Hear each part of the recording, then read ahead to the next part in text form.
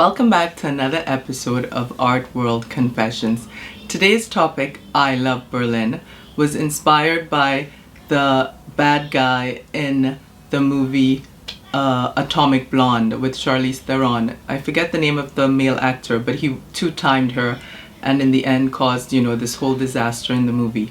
When she shoots him, he says, I love Berlin.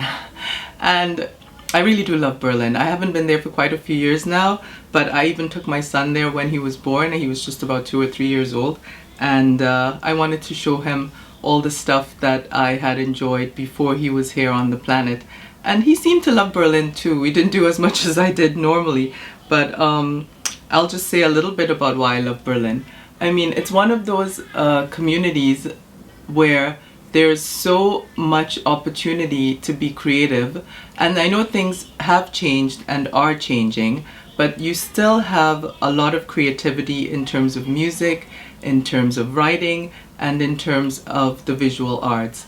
I mean, what's also great about Germany, post its history, they are such an egalitarian society. And I mean, at least here in Berlin, in most of the parts where art is involved.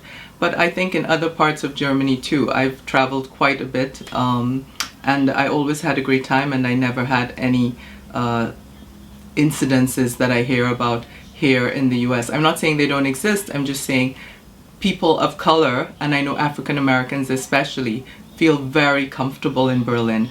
And that's for a reason. We are appreciated and we're loved as human beings, not as some immigrants or some blah blah blah or some whatever. Anyway, the whole immigrant situation there is different for obvious reasons, and things, like I said, in the last few years have changed with the whole crisis of people coming over as refugees and whatever.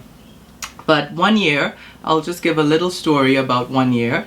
We had a James Bond birthday party in, I forget the name, Schöneberg. We rented a place in Schöneberg, and we had, I don't know, like 60 to 80 people.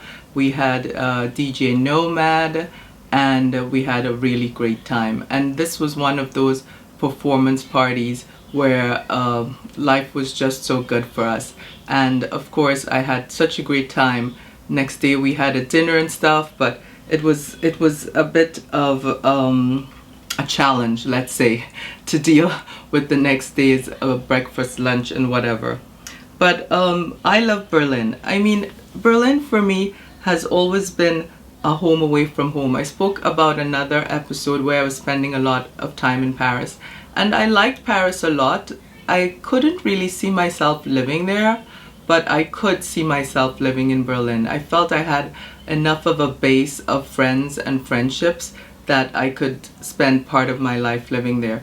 And not necessarily the winter part, but at some part when there was sun. And there is some sun sometimes. I also, I'm curious about how the creative process works, because in all that time that I was spending along the Ufers, these little rivers, and there are some apartments on the little rivers that run through Berlin, I thought, it would be great to have an apartment right on the river. And now I do have an apartment on the river, but it's in a different city. And I don't know, the process that takes you from one place to another, where you create reality and where reality itself forms for you, maybe a little bit outside of what you had imagined. It's interesting how this process works, and I think it works the same for art in general, for artists, and how when you start creating something, it veers off in another direction that you hadn't anticipated, and it follows the same trajectory somehow of what you thought you were going to do, but it becomes slightly different, maybe what it was meant to be, more than what you created. So there's not really anyone in Berlin that I'd like to reference in this, but I do have a few friends who are working now in museums, and I will hopefully have them on an interview soon on the Bees and Honey podcast, so you can hear about all of their wonderful curatorial projects. Sam and Till, they used to work with their own company, Art Reoriented, and I think they probably still do have that company, but they do so many wonderful projects in the art world, and they've come at it from a different angle, which is really, I think they're at Hamburg or Bahnhof now. They've come at it from a different angle, which has really endeared them to the art world.